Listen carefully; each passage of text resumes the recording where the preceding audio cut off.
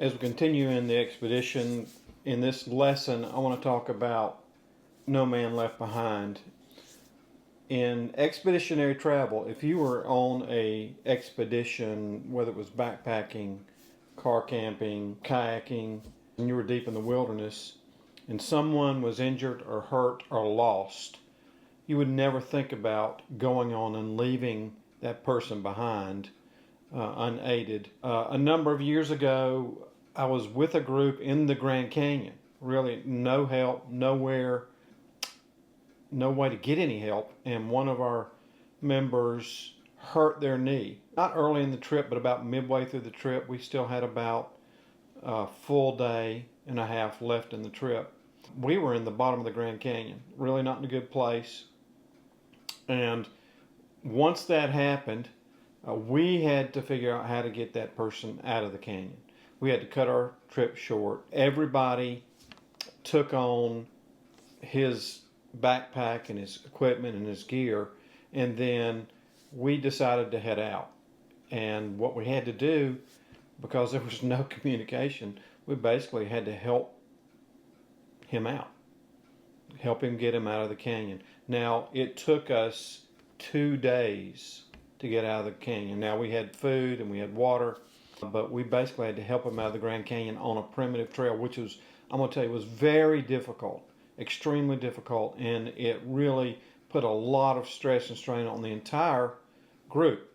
We finally got out, got him to some care and got his knee wrapped. But I want to tell you, it was a grueling experience, but it was also a learning experience. And what came out of that and out of years of doing ministry, I can't tell you how many times on an expedition where we've had to stop and do something for someone that was hurt or sick, kidney stones, fears of heart failures. We had one time a guy had a brain aneurysm on a trip, and it really stopped everybody else that had paid money, that had planned and had put all this effort into going on these expeditions. And immediately the concern became about that one person, right? And this reminds me of Jesus's parable of the lost sheep and how Jesus left the 99 to go after the one. And in ministry, not just in our events and in our trips, but in ministry with men and to men, is one of the things that we need to be aware of, is that men that come and join us and are thirsty oftentimes may fall away or drift away from either a Bible study or a band of brothers meeting, or maybe, as one of the terms is, start ghosting us as individuals. Is we don't need to leave that person behind or get offended, but we need to find out what's going on, because I promise you something, either they maybe have been offended, or maybe they are being assaulted by negativity and by Satan's throwing things at them. Maybe they failed morally or in sin and they don't feel worthy. But our ministry is not just about going out and doing things together, but as you as a guide, is you need to be first and foremost treating others like Jesus. And that means if someone gets left behind, if they don't show up on a couple of Wednesday nights at a fire, or if they quit calling you, is you need to find out why and go after that individual like Jesus did in leaving the 99 to go after the one. Right?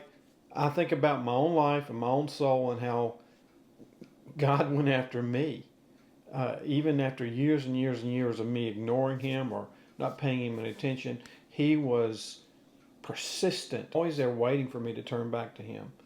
And we just need to offer the opportunity, is when a guy gets left behind, either because of maybe he's been offended, maybe he's being pressured by his family or his wife, or maybe he's suffering from a sin failure or inadequacy. Number one issue men deal with is inadequacy.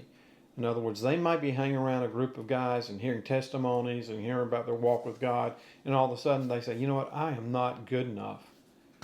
I am, I'm sinning every day, or I'm maybe they've had a moral failure in their marriage, or maybe they are not being as successful as they'd like to be in their work. And we need to continue as the guides and as the group to pursue that guy, to bring them back close into the fellowship and love on them and walk with them and carry their burden even for a time, so they might become one with God, closer with God. I can't tell you how important this is, and I can't tell you how many times, both in spiritual walks with men and in groups, as well as in adventures, where we've had to stop everything to go after that guy and help him out of his difficulty. So I hope you will take this to heart, and as you begin to work with men, think about, yes, the group, but each individual, that when a guy's hurting or in trouble or in difficulty, don't let a group meeting or a group goal stop you from going after that one man.